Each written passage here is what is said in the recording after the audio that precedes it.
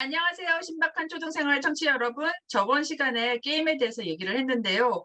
이번 시간에 원은석 교수님 모시고 좀 더 이야기를 나눠볼까 합니다. 교수님, 저번 시간에 네, 우리가 게임을 하는 거를 인정을 해줘라. 그 어차피 말리지 못하니까 인정을 하고 좀 아이들을 이해를 하고 이제 좀 그렇게 같이 하는 거를 생각을 해봐라. 그러니까 같이는 못해도 적어도 아이에게 관심을 보여라. 이제 뭐를 그렇죠. 하는지 정도는 이해를 해줘라. 였는데 그래도 우리가 보다 보면 야, 이건 너무 심하다. 전 진짜 정말 너무 많이 한다. 그러는 경우가 있잖아요. 그건 왜 그런 네, 거예요, 도대체? 그 어떻게 해야 될까요? 그런 경우는. 그런 것까지 얘기를 해줄 수는 기본적으로, 없어서요. 아, 근데 기본적으로 제가 그런 상황에서 한번 여쭤보고 싶은 게 있는데, 네. 아이들은 왜 게임을 할까요? 저는 아이들은 왜, 왜 게임을 할까요가 아니라, 아이들은 왜 게임을 재밌어 할까요? 그게 게임이 워낙 재밌게 만들어진 게 하나 있는 것 같고요. 그냥 캐주얼하게 잠깐 하는 그런 게임 말고 애들이 진짜 너무 많이 하는 경우에 생각을 해보면 그게 너무 재밌게 만들어져서 끊을 수가 없는 경우가 있는 것 같고, 또 하나는 아이들이 좀 도피성이 있지 않나. 그 게임에 들어갔을 때 자기가 현실하고 멀어져서 뭔가를 하는 게 아닌가 하는 그런 느낌이 들어요. 그렇게 두 가지로 저는 생각을 하고 있습니다. 그렇죠. 근데, 아이들이 왜 게임을 좋아할까에 대해서 한번 생각을 해보게 되자면은요, 네. 아이들은 그 게임이라고 하게 되는 그 콘텐츠를 플레이하게 되면 내가 들였던 노력에 대한 보상을 내가 들였던 노력에 대한 성취감을 상당히 직접적이고 강렬하게 맛볼 수가 있게 됩니다. 무슨 네. 뜻인가 하면은요, 우리가 현실에서 가지고 있었던 여러 가지 상황들과 한번 비교를 해보도록 하겠습니다. 네. 어떤 아이가 게임을 해요. 그래갖고 게임을 플레이를 하게 되면 제가 노력을 해서 게임을 플레이하게 되면 거기에 대해서 내가 얻게 되는 성취감은 명확하게 딱 드러나게 돼요.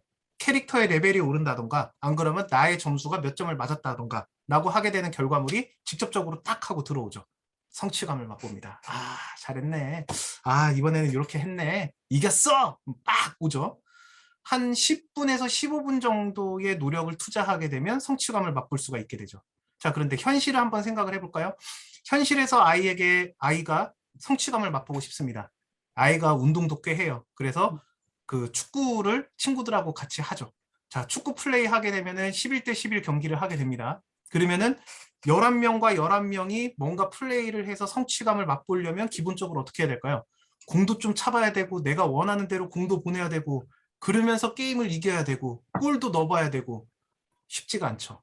자, 저, 그리고 아이가 실제로 이제 공부를 합니다. 공부를 하게 되면 수학도 풀고 영어도 풀고 그래야 되는데 다 아는 것만 할까요? 아니면 모르는 게 더 많을까요?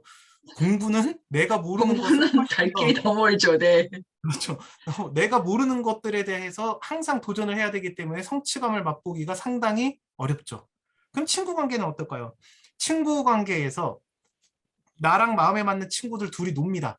그러면 놀 때 마음에 맞아서 정말 잘 노는 경우가 더 많을까요? 안 그러면 싸우고 다투고 하다가 한 5분 잘 놀고 헤어지는 경우가 더 많을까요? 대부분의 경우에는 그게 안 맞아요. 그래갖고 애들 노는 거 쭉 지켜보게 되면 한 2시간 놀면은 1시간 30분 싸우다가 가기 직전 30분 재미있게 놀고 헤어지면서 재밌었다라고 이야기를 하거든요. 그러면은 기본적으로 아이가 성취감을 맛볼 수 있는 거는 현실에서는 정말 많은 시간을 투여하고 정말 많은 노력을 들였지만 성취감을 맛볼 수 있을지 없을지에 대한 가능성은 항상 물음표입니다. 그런데 게임은 어떠냐면은 내가 익숙해지고 내가 일정한 경험치를 투여를 하게 된다라고 하게 되면 거기에 대한 성취감을 직접적으로 느낄 수가 있게 되는 거죠. 자, 그러면은 네. 게임을 플레이하게 되면은 아이들은 다른 데서 느껴볼 수 없었던 성취감을 훨씬 더 쉽고 재미있고 빠르고 그다음에 직접적으로 경험을 할 수가 있게 된다. 그리고 그러한 성취감이 또 뭣도 되냐면은 다른 친구들하고 비교가 됩니다. 내가 그렇죠. 브롤스타즈를 네. 열심히 했는데 브롤스타즈를 하는 다른 친구를 만났어요. 그러면 브롤스타즈 하는 친구들끼리 뭐 이야기 하시는 줄 아세요? 야, 너 캐릭터 몇 개 있어? 여기서부터 이야기를 합니다. 네. 캐릭터를 플레이를 하게 되면은 플레이 시간에 따라서 캐릭터를 획득을 할 수가 있게 되는데요.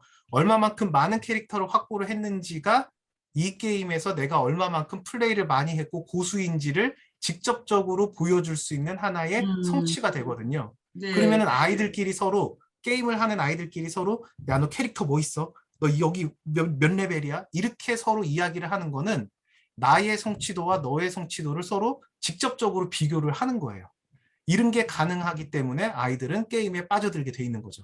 자, 그렇다라고 한다면 실제로 아이가 게임에 너무 많은 시간을 투여를 하고 너무 많이 집중을 하게 된다라고 하게 되면 현실에서 아이들이 게임에서 게임에서 벗어나서 현실에서는 얼마만큼 아이들이 성취도를 맛볼 수 있는 환경에 노출이 되어 있는가.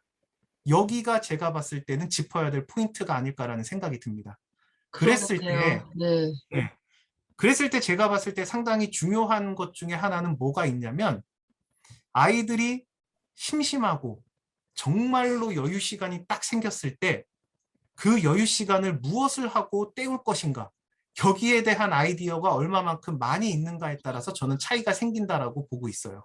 그러니까 기본적으로 심심하면 재미있게 놀아야 되고 그 심심한 시간을 때워야 되거든요. 그 그렇죠. 때우기 위해서 어떤 아이디어를 겪고 어떤 궁리를 해 나가면서 나만의 시간 때우는 방법이 있는가? 제가 봤을 때는 거기에서 성취감을 맛볼 수 있는 가능성이 상당히 높은데 음, 대부분의 부모님들은 아이가 멍 때리고 있는 시간을 견디지 못하시죠. 그래서 아이가 멍 때리고 가만히 있으면 뭐라도 막 해야 될 것 같고 그리고 불안하죠. 뭐 그렇죠. 그리고 학원 셔틀 이제 시작이 되죠. 어릴 때서부터 많은 경험에 노출이 돼야 되고 정말 아이의 재능을 찾아주기 위해서는 얼마만큼 많은 것들에 접해야 될 것인가에 대해서 당연히 두렵고 아이의 미래에 대해서 생각을 하게 된다라고 한다면 부모로서 당연히 이런 것들은 해줘야 된다라고 하게 되는 것들도 충분히 이해가 됩니다. 그래서 여러 학원들을 막 돌리기 시작하죠. 그런데 그런 학원을 돌리는 것이 잘못됐다라는 게 아니라 그렇게 학원을 돌리는 와중에 비어있는 그 시간에 아이가 오롯이 노출이 되어져 있을 때 그 아이는 무엇을 하고 시간을 때우는지에 대해서 한 번쯤은 생각을 해볼 필요가 있다는 거예요. 그런데 그 네. 시간을 때울 때 단말기를 들고 게임을 한다. 그러면 거기서부터는 이미 게임이 맛보는 음, 성취감에 아이들이 그런 빈 시간을 때우게 되는 하나의 수단이 되는 거고요. 빈 시간을 때울 때 그런 단말기 없이 심심해 죽겠어서 막 몸을 베베 꼬고 엄마를 붙잡고 막 찡얼찡얼 거리지만 그 시간을 때울 수 있는 그 아이만의 노하우가 있냐 없냐. 제가 봤을 때는 그것이 게임, 게임을 대체할 수 있는 일상생활에서의 성취도를 만들어 나가는 하나의 기본적인 역량이 되지 않나라는 생각들을 해보고 있습니다.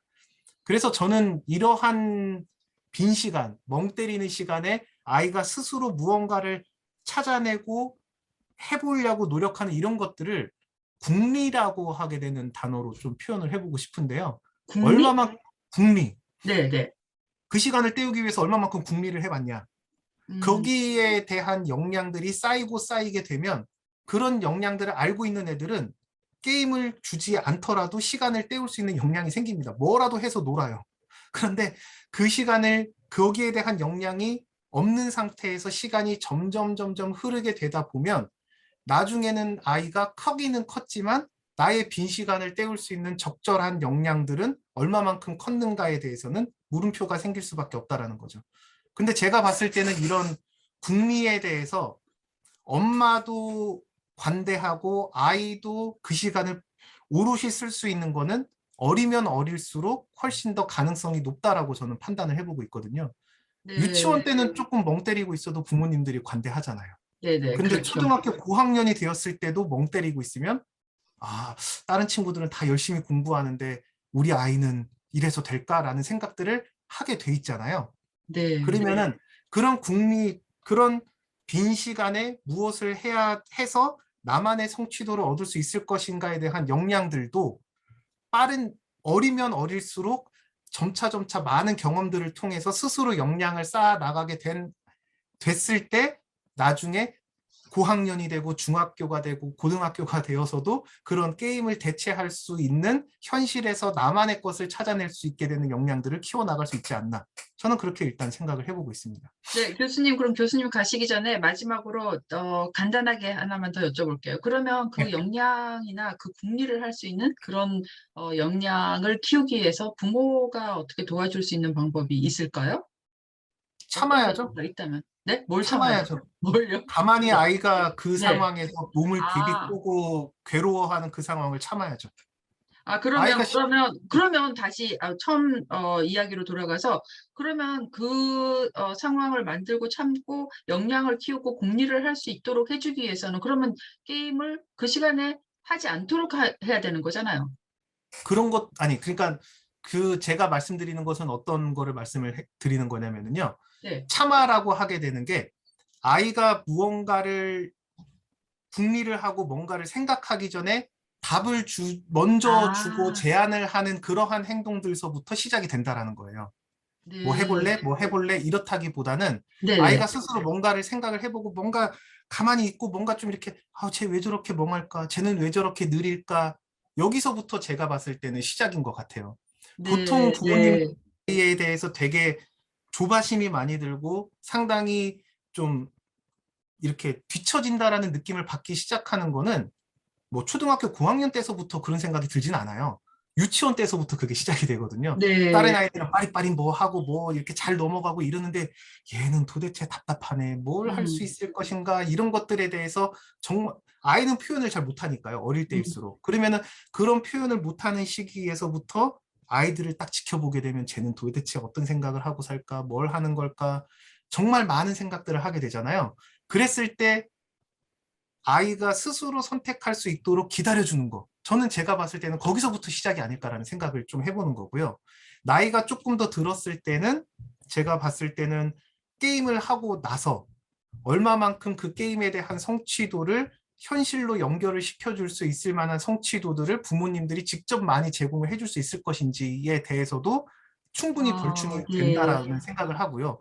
그랬을 때는 아이와 함께 공원에 나가가지고 아빠가 같이 놀 때는 아이들은 게임을 찾지 않습니다.